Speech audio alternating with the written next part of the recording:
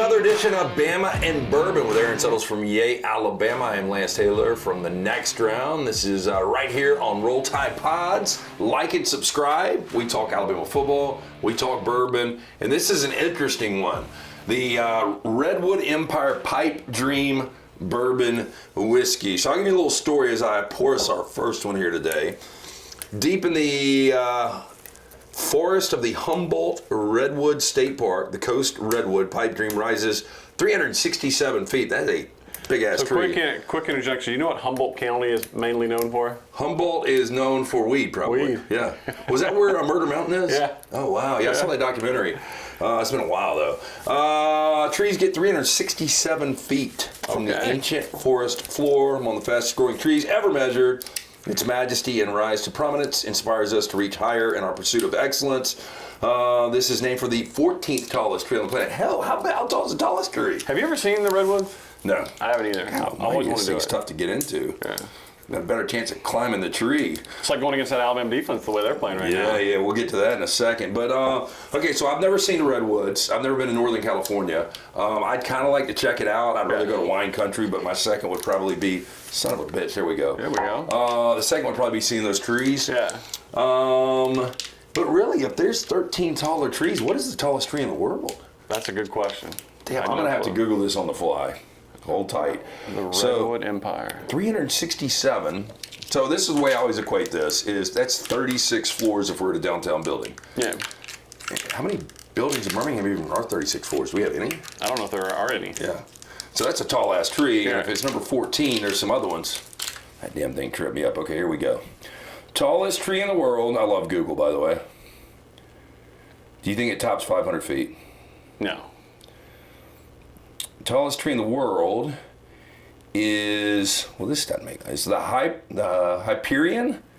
It's also in California, and it's 380 feet. So this is all really touch. Yeah. I mean, this is kind of like the top 14 right now in college football, right? Yeah, those trees got to be super old to be that tall, right? I would think, yeah. So anyway, it's Pipe Dream Bourbon is made from barrels aged between 4 and 12 years. Big gap. High corn mash bill, smooth, complex, a true sipping whiskey. We'll see about that. The color is a deep golden hue, which Passes the smell test. Recently, we have really had some interesting coloration. I don't know if it's the labeling or got 94 points on the from Tasting Panel Magazine, November 2020. Kind of pops all over. What flavor am I grabbing there? Let's see what they say.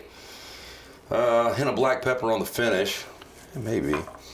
Powerful nose, sweet maple, vanilla, hint of honey, and woody notes. Give me a little cinnamon. I am on the beginning, Yeah. definitely. I didn't say anything about cinnamon. Anyway, bourbon, Bama and Bourbon brought to you by the Beverage Place Pink Package. Tell you about those guys. Also Gutter Cap, and Alabama, of course. So 34-20. Yeah. I was at the game. We talked about this. I left in the second quarter. I typically leave at halftime. I wanted to get back because I knew Utah and USC was going to be a good game. Yeah. And I wanted to see Auburn. I thought Auburn was going to pull the upset over Ole Miss. They almost did. Yeah, I mean, It was tied in the fourth quarter, right? they have no Or close to it. offense. None. And that's what, and you've been to plenty of games of Jared Hare, and the ball bounces. Weird. Yeah, strange stuff happens down there. And that's what I kind of figured. So, anything can happen in these games, but it's hard to imagine Auburn's offense right now being able to effectively move the football against this Alabama defense. And Tennessee had opportunities, got down the red zone. You and I talked about this.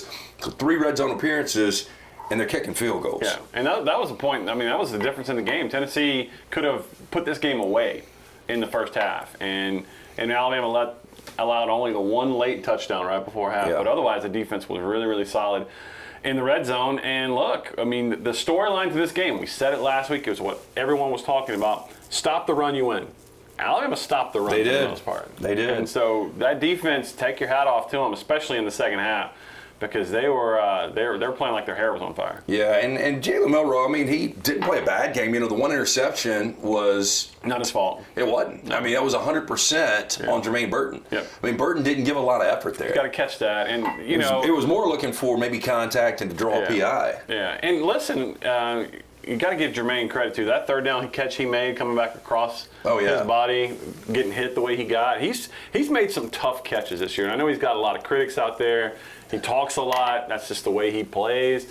But, man, he's come up big for Alabama this year. Yeah. Bama and Bourbon brought to you by the Beverage Place, located next to the PGA Superstore on Highway 280. Paint Package, located across from Target next to Arby's on Highway 280. One stop for liquor, beer, seltzers, wine, sodas, mixers, cigars, ice, even fresh lemons and limes. They open early, close late, open 9 a.m. every day except Sunday, where they open at noon. Get in, see Chan, JJ, the fine folks there. They're the ones that brought us the Pipe Dream, which we will get back into in a little bit as we sip that. Jace McClellan. Who does he remind you of anybody? Because he's just steady Eddie. I mean, he's nothing real flashy. I mean, I could see him be a quality, number 2 or 3 in the NFL. Yeah, and I think he will be. I was listening to an NFL scout talk about him, and they're excited about him. They think his game translates well. And look, no one would have sat there and said Brian Robinson would go on to do what he's doing in the NFL. Yeah. And he's turned out to be a pretty good player. He has. It's tough sometimes to project these guys, but, in terms of, and we really haven't, just because of the way this offense, we really haven't seen him a ton out of the backfield catching the ball. I think he can do that, so that's something that he'll be able to do at the next level. But Alabama's got, and they're loaded at running back. I said it before the season, we're not getting to see it just because of the way this offense is. It's just not built for long drives. And by the way, best drive of the year they had was when they went down and kicked a field goal, kept the ball for 8 minutes into the fourth quarter. That was huge, and that's what they're going to have to do. We'll talk about next week for LSU.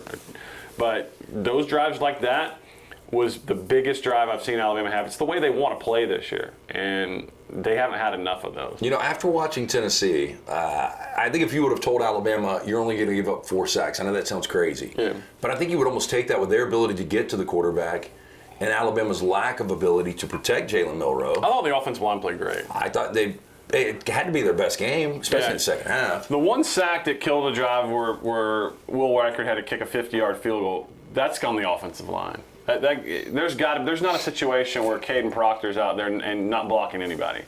The one sack, I thought, the strip sack, a little bit on Jalen. And you got to have a clock in your head. You got to go at some point. And I still think that's the biggest knock on Jalen is the processing. Yeah. And the offensive line's going to get killed. And there's that stat they've given up so many sacks. This is the first game they hadn't given up 5. It was 4+ in all 7 extended. games. So some of that's on them, and they'll own that. But I thought they played one of their better games today. Yeah, well, look, and let's talk about this defense and Kevin Steele and the job that he's done. I mean, you always feel like Alabama's going to have really good defenses. This seems like a special defense, and we're probably not talking about it enough. I mean, without this defense, Alabama probably has 2, maybe 3 losses. Oh, without question. And I thought one of the bigger moments of the game, Tim Keenan goes down, can't put any weight on his, what it looks like, ankle or knee or whatever it was, and comes back and plays. And had it actually played really well. Justin Aboigbe's playing well. Jaheim Otis, that front is playing really well. Braswell's making some money too. The strip sack that everyone's going to focus on. Once you go back and watch, he's not rushing the passer there. That's not his first job. He's playing the run. And then he realizes the pass, and then he just beats the left tackle. Yeah, the explosion off that kid, He's playing so well. And there was one where he turned Milton into a sack for Dallas Turner. And Jihad Campbell coming up on the 4th down, filling the hole. That was his first ever start. He was named, SEC Co-Defensive Player of the Week. This team is getting better. And, if offense gives them anything, they're a tough out. Because one thing we learned on Saturday is they do not quit. And this team's got a big, huge heart. Hey, it is the new college football with NIL. You guys are part of that at Yay, Alabama. If you want good players, you literally have to pay for them now. How can people get involved? Yay-alabama.com/fans. I think most people, when they think of giving to an NIL entity, they think they have to give thousands upon thousands of dollars. You don't. For $18 a month, you can secure the future for the next 5-star quarterback, for the next 5-star receiver, defensive lineman, offensive lineman. So go there, check it out, and you will have more victories like you had on Saturday. Well, and you get good access to things, right? Yeah, absolutely. Fan Day, autographs. We're allowing on Half Hour Huddle, which we run every Wednesday, your chance to interact with the student athletes. We got a preseason basketball event coming up. So, yeah, a lot of inside access. Okay, so Redwood Empire, I got to be honest with you, there are so many bourbons out there now. It's insane. Yeah, if I walk into a package store, more so an ABC store, and you've got a wall. It's always been like that with vodka, I thought, but I never thought it was like this. But this is one of those I've never even seen. I didn't know we did bourbon in California. I didn't either. Yeah. It's one of those. I was playing golf with a guy on Sunday who's moving down to the Birmingham area. He was trying out the country club, so I went out and played with him. And He's like, talking So very favorably. is that the way people select their country clubs? Yeah.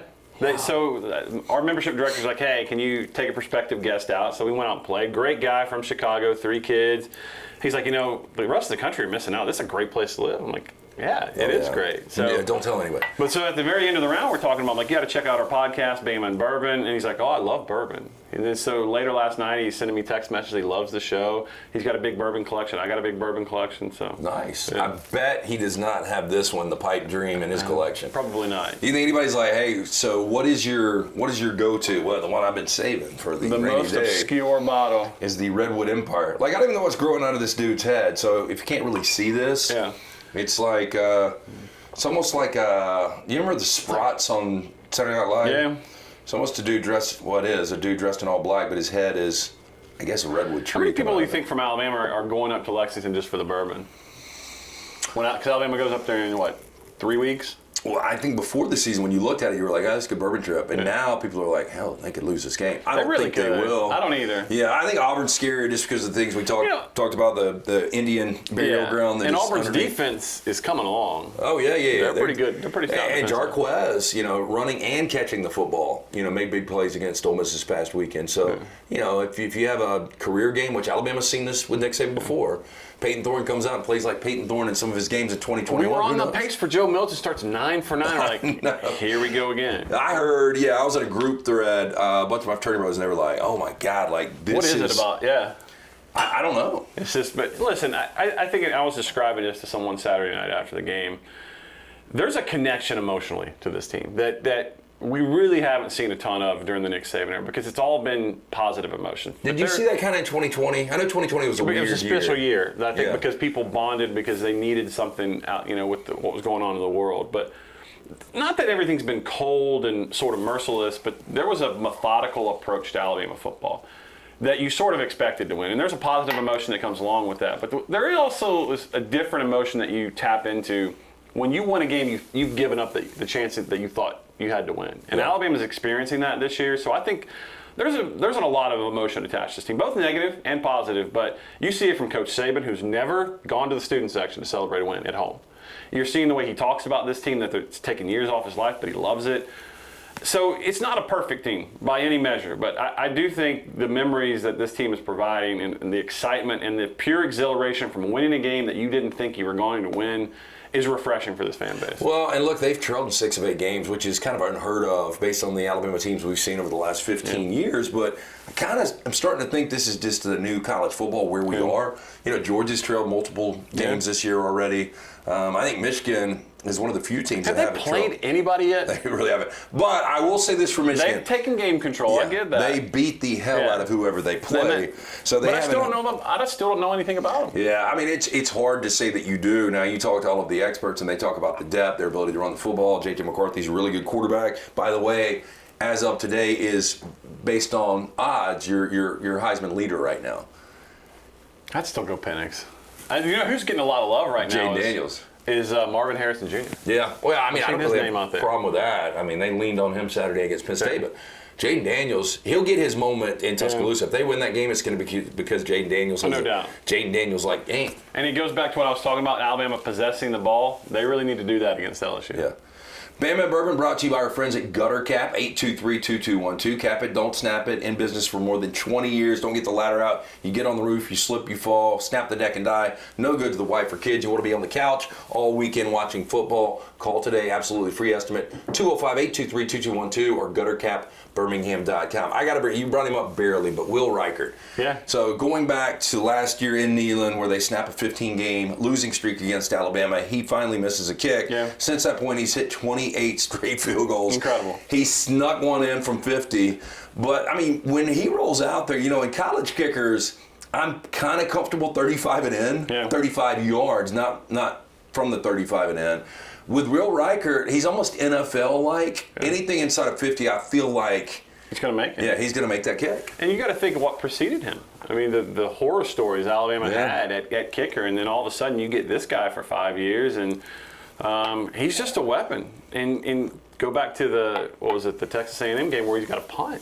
I mean, he's been a huge security blanket for this offense. And Jalen's put him in some bad spots. There's no way that kick should have been 50 because Jalen's and the offensive line have got to see that sack coming, that pressure coming. But he's just, he takes that from a 4 to a 7-point game, which is huge in that spot. Yeah. Bama and Bourbon brought to you by Beverage Place Pink Package. Stop in, see Chan JJ for everything you need from the liquor, beer, seltzers, wine, sodas, mixers, cigars, ice, even fresh lemons and limes. So we roll into a bye week. Yeah. Had a good time, by the way. It's a perfect time for the bye week. Can you imagine trying to get back up after the emotions as players felt? Like, it would be really tough to refocus. It's a perfect time for a bye week for Alabama. And probably so for LSU, too. It's almost like if you're Bama, you want LSU to continue to play, and they come off some kind of emotional win like Alabama just did. But both are coming off a bye. This game is going to be massive in 2 weeks. Not prime time, which we're used to seeing in this series. And it's they got a ton of offense, but their defense has not been lights out. We saw Florida State light them up. We saw Ole Miss light them up. But, I mean, you hate to put so much importance on one game, but the winner of this probably wins the West. Yeah, so, this is interesting because when you have Alabama's offense on the field against LSU's defense, I favor Alabama's offense. Yeah. But if you have LSU's offense on the field against Alabama's defense, I guess I lean LSU's offense. Yeah, I would, just because of, there's just explosiveness and because of the dual threat nature of Jaden Daniels. I wonder if you're really starting to look at other not small things, but factor of the crowd. You start to look at special teams, which is going to be huge. These are advantages Alabama has in this game. One of the reasons that I think I would list Alabama as a 3, probably a 3-point favorite in this game. And what you saw from Nick Saban on his coach's show last week, imploring the fans to make a difference. And then, by the way, they clipped that and played that in the stadium 3 times. So I told you when I left in the second quarter, it was just kind of an average. They didn't have a ton to cheer for in the first half. They made a difference in the second half. And Nick Saban said if he could have personally thanked every fan, he would. I think you're going to see that same message in a week and a half from now. I think he's going to lean on the fans. And I think, look, it's a little bit of a revenge game. I mean, LSU won that game last year in overtime. I think the players want revenge. I think the fan base wants revenge. And I think the fan base, like I said, there's an emotional connection to this team that sort of ratchets the environment up. And I think that's what makes Bryant-Denny good. And there are too many times when Bryant-Denny Stadium is not good enough. Flat out not good enough. Saturday in the second half was good enough. And I know we'll talk more about this, especially if Alabama continues to win. But outside of that fourth quarter against Texas, it's been a really good team. Not necessarily elite. They've played elite at some points. But everything's still in front of this team. Crazy to think about, right? Yeah, they beat LSU. I feel like they're going to beat Kentucky and Auburn 9 times out of 10. It could be one of those games.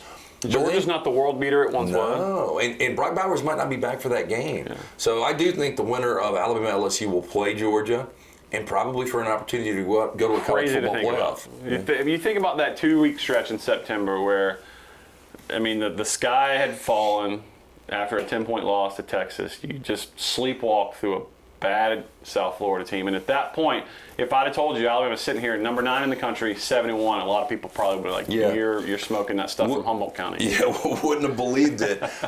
Jake Coker, I bring him up. He Good does. Guy. Yeah, him and Mick Gillespie do a great show on Roll Tide Pods, by the way. But going back to.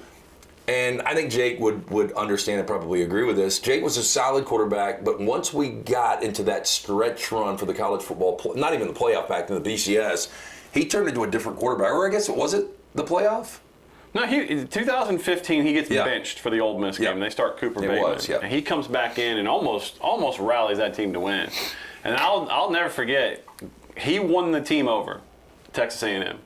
He showed that he was physical. He was going to lay his body on the line. We're starting to see that from Jalen Milroe. That's what I was going to bring up. I think there are similarities for whatever reason between those two quarterbacks, and I think Milroe has yet to play his best football. Now, he's only turned it over, twice in the last 4 games, and I think any Alabama fan would take that. So there could still be, a multiple turnover game coming up. And like you said, the one thing that's just gnawing away at how efficient he could be is he's got to speed that clock up inside the pocket. You got to have some, okay, it's not open, I got to get out of here. You can't leave your offensive line, especially your offensive tackles, hanging out there that long. But the run, the design run that got the ball inside the 10 on the go-ahead touchdown when Milroe scored the next play is a positive development. There was an earlier play where I think it was a 3rd down. If he pulls it on his own read, he might go for a touchdown. if Tommy Rees continues to incorporate that, and I know Tommy Rees has taken some heat, but I thought that was a really good game plan. We saw jet sweeps. We saw him roll the pocket. We saw Jalen run the ball. The more and more that he can do, especially making defenses defend him, because he's a scary guy, because once he gets out of the pocket, he's going to run you over. Yeah. He's 220 pounds. But in Tommy Rees's defense, we're talking about a 31-year-old offensive coordinator that is still, well, not now, but was learning the personnel and trying to find out. Without an offensive line that's great at running the ball or pass protecting, with a quarterback that's inexperienced, everyone's banging on Tommy. I mean, he's sitting here 7-1. With this team, the way that they've played, he's done a pretty good job. MyBookie.ag, by the way. Nothing to play Alabama-wise this coming weekend, but there'll be player props, a lot of different things you can get into. MyBookie.ag, put in that promo code next round. They will hook you up, secure that bonus at checkout at MyBookie.ag. Again, Yay Alabama, how can people get involved? Yay-alabama.com/fans. We got some basketball events coming up. We're going to have some mid-year stuff with the new recruits coming into Tuscaloosa that you might get to meet the guys before they hit the field for Tuscaloosa in spring practice. And look, it's the way that the world works in college athletics right now. We need your support. You do not have to write a $5,000 check to support Alabama in their NIL entity. You can do it for as $18 a month, which is not that much considering the grand scheme of things. That's a Netflix account, and you could be making sure that Alabama stays on top for the foreseeable future. Good way to equate it there, the old Netflix account. Yeah. Bama and Bourbon, again, we do this every week. It's Roll Tide Pods. Make sure you like and subscribe. I hit my TV, or hit my head on the TV 10 times. You don't know more often. Every time we do this. Again, tell your friends, the Redwood Empire Pipe Dream. It's getting sweeter to me. It's still got the pop of pepper on the back end. It's not as spicy as it was for me. Yeah, so, it's not bad. It's not bad. I mean, I got to get used to California bourbon. It's not the first place you think of. No. There's a lot of things. If you were like, list 25 things about California, crime would come before bourbon, right? Exactly. I mean, there's a lot of things. Homeless would come before bourbon. But not a bad bourbon. Pick some up at the Beverage Place Pink Package. Special thanks to Aaron Suttles. Again, we do this every single week right here on Roll Tide Pods. Like and subscribe. It is Bama and Bourbon.